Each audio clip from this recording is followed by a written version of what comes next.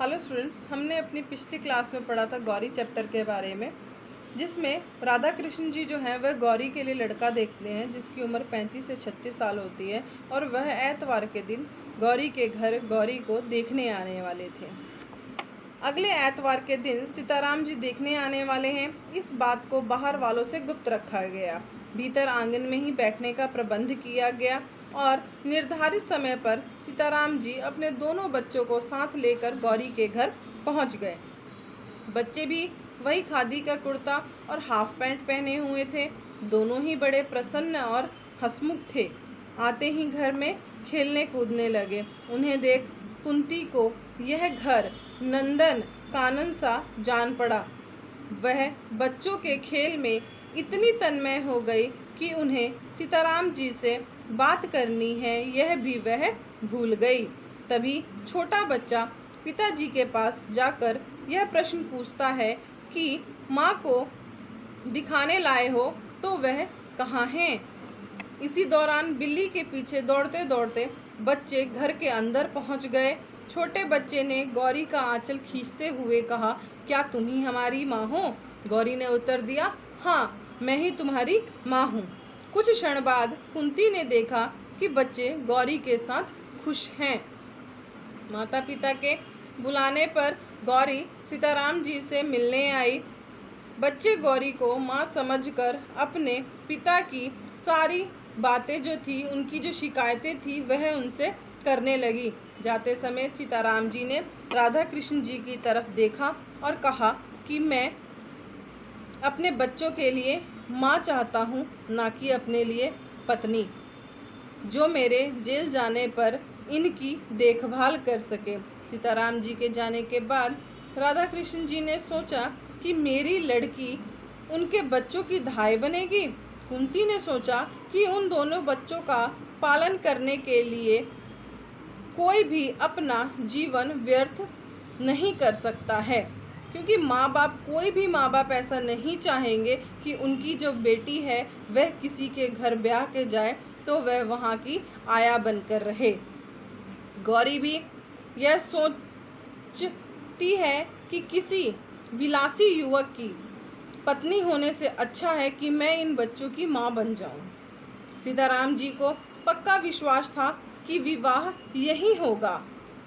काफी प्रतीक्षा करने के बाद सीताराम जी को किसी किस्म का आश्वासन नहीं मिला, तो उन्होंने राधा कृष्ण जी को पत्र लिखा, जिसके जवाब में जन्म पत्री मांगी और अंत में राधा कृष्ण जी ने यह कहते हुए इनकार कर दिया कि जन्म पत्री नहीं मिल रही।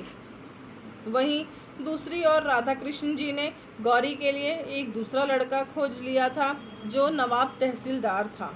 देखने में तनिक भी सुंदर नहीं था, फिर भी आगामी आषाढ़ में विवाह होना निश्चित हो गया था। कुंती और राधा कृष्ण जी दोनों ही बहुत प्रसन्न थे, बहुत खुश थे। दूसरी ओर गौरी के हृदय में बच्चों का भोला भाला चेहरा और सीताराम जी की प्रतिमा उभर आती थी। वह यह सोचती थी कि सीताराम जी बीए पास करके नवाब तहसीलदार बन सकते थे, लेकिन उन्होंने देशभक्ति चुनी। जहां नवाब तहसीलदार अंग्रेजों की गुलामी करने वाला है, यह सोचकर गौरी की चिंता विवाह की तिथि के नज़दीक आने के साथ साथ बढ़ती जा रही थी।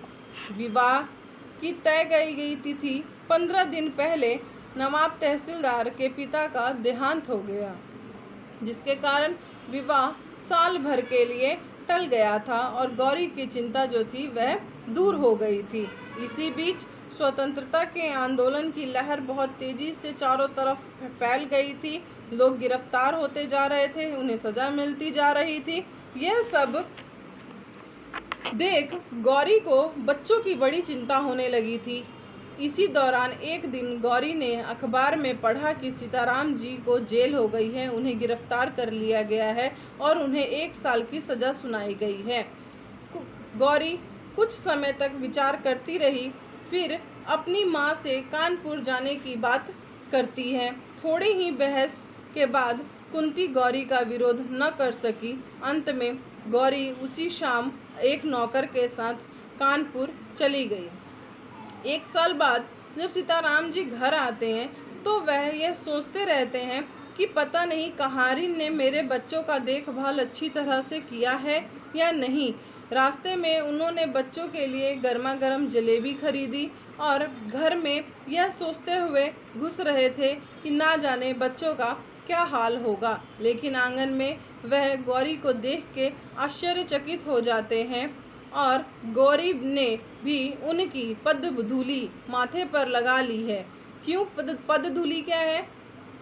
मतलब उनके चरणों की धूल। क्यों? क्योंकि वह एक देशभक्त थे। गौरी कभी नहीं चाहती थी कि वह किसी नवाब तहसीलदार से शादी करे। क्यों? क्योंकि उस समय जो नवाब तहसीलदार थे वह अंग्रेजों की गुलामी करते थे और सीताराम जी जो थे वह देशभक्त थे।